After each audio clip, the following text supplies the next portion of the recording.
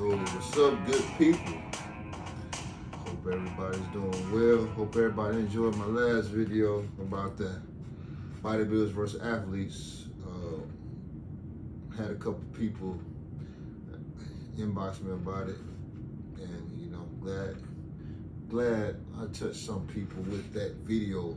Hopefully, woke a lot of people up. But with this one right here is going to hopefully spark a debate with all my football players and football fans, period, that students of the game, the historians of the game, that know the game, particularly my DBs and my people in the secondary, defenders, and even the offensive guys, receivers and stuff, because who knows better than them, because they got to go against these guys. So anyways, this one is about Asante Samuel and Revis. They lit a feud. They're going back and forth about what's locked down and what's not locked down.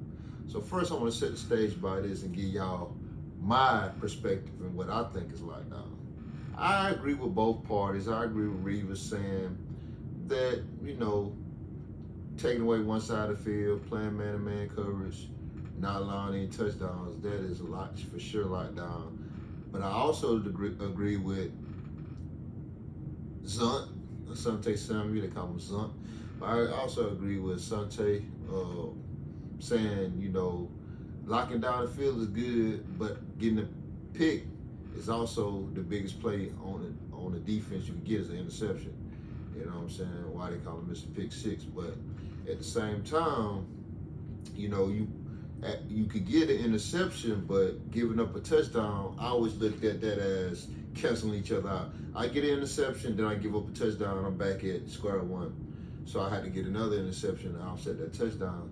But in the real Revis case, the argument he's trying to make is if you give up no touchdowns, you locking your side up, your guy barely getting any yards. That's true shutdown, true lockdown or whatever. Playing a man-to-man coverage, following the guy around.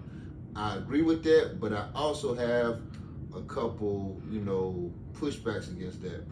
Because honestly, following a guy around is hard, but it's easy. Let me explain.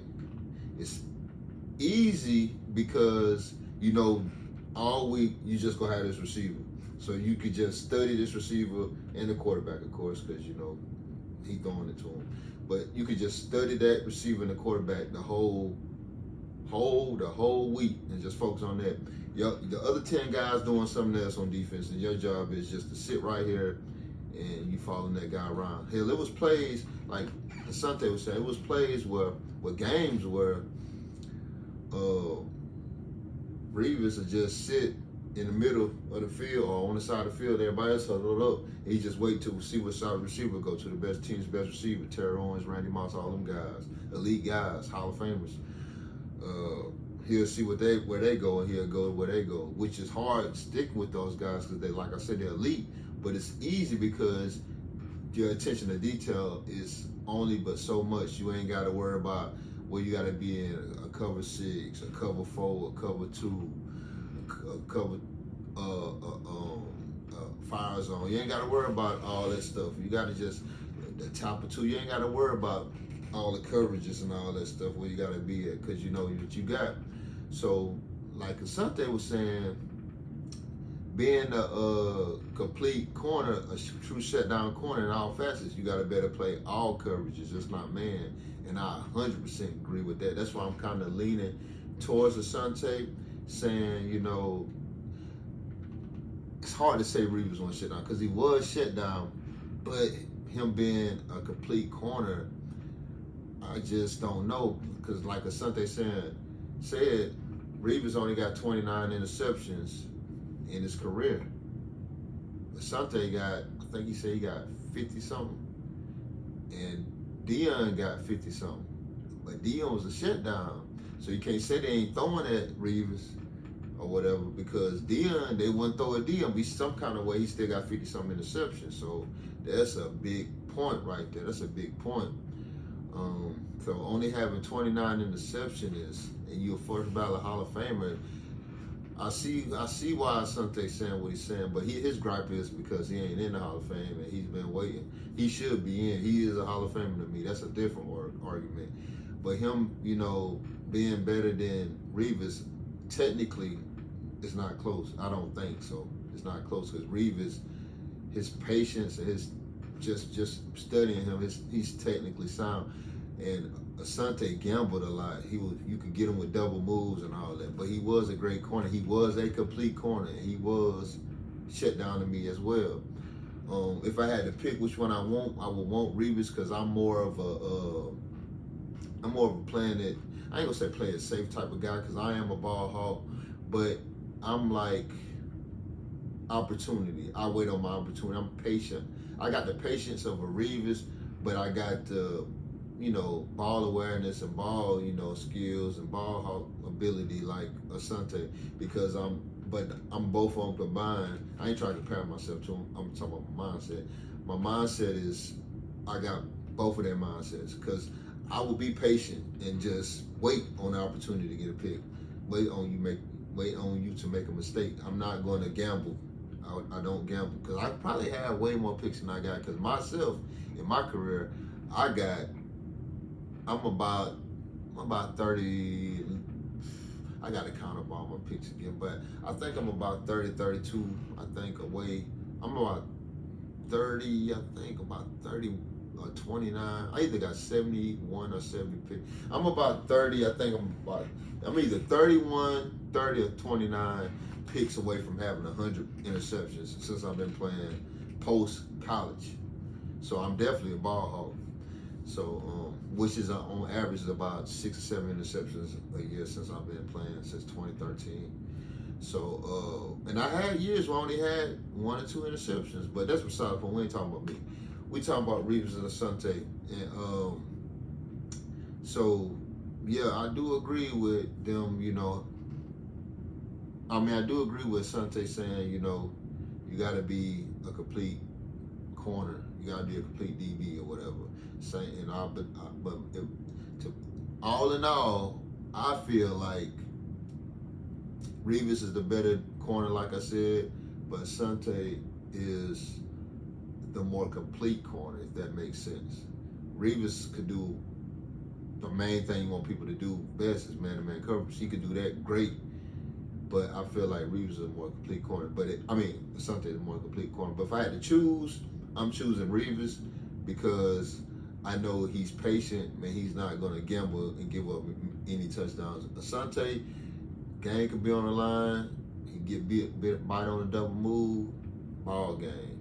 But at the same time, he can win your game. So if you're a gambling man, you probably like Asante. If you're a more safer guy, you probably like Revis. But I'm taking Revis over Asante any day of the week.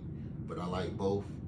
And actually, they both all time in my top 10. Both of them in my top 10 all time. Revis is number 3 all time in my top 10 at corner, and Asante is like 8, I think, all time in my corner rankings all time. And Asante ain't even in the Hall of Fame. He's number 8 or 9. I had to go back and look at my list. I made a list a while ago. Might be 9, but he's definitely in the top 10. But I'll give you my top 3. My top 3 is Dion, Rod Woodson, then Revis. That's my top 3. For just DBs period, Charles Woodson is my number 1 DB overall because he played corner at a high level and safety at a high level. Rod Woodson would be number 2. It's like a 1A, 1B because Rod Woodson was basically a Hall of Fame in both positions too, just like Charles Woodson was. So, but them two my 1-2 DBs overall. Dion's still my 3rd to DB, even though he played just corner. That's how good he was. Then I probably have like Ed Reed will probably be my 4th DB overall. But yeah, that's pretty much it, man. They feud going back and forth. Another thing they was talking about is Sauce Gardner and Woodland, who had the better year. I'm gonna touch on that. I think Sauce Gardner had the better year. I agree with Revis on that too. Asante think Woodland had the better year than Sauce, the dude playing in Seattle, corner in Seattle. He did have a good year, had more picks, but Sauce, he was locking shit down though. But the picks were big, and plus you gotta look at the team defense. Sauce defense was overall way better than Woodland defense, and they had a better harder division. What the division is about? No, yeah, they had a way harder division than the NFC West. The AFC East was way harder, you know. So he got tested every week. Sauce did every week except maybe New England. Other than that, Jets, Bills, and Bills, you getting tested for sure with them. New England, you ain't getting tested that much. But with Woodland, all he really getting tested was what? Just San Francisco, I think, because Rams was down, Arizona was down. So yeah, so I mean, you know, you got the out of conference games. So overall upside, I like Woodland upside, but I like Sauce. Sauce, I like his upside too. All pro first season. Can't ask for too much more than that. But I don't know, that's how that argument started because of Sauce and all that New York media. Said New York media pump athletes up, which I agree.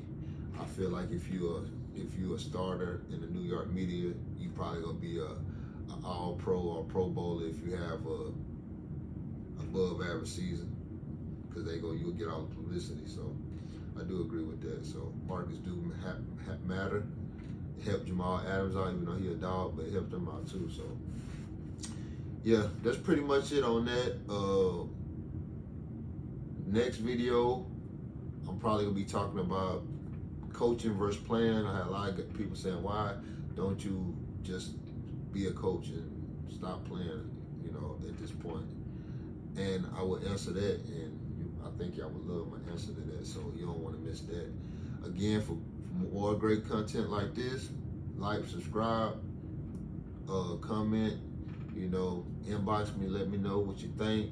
Comment on this video I just posted about Revis, who you agree with, Revis or Asante.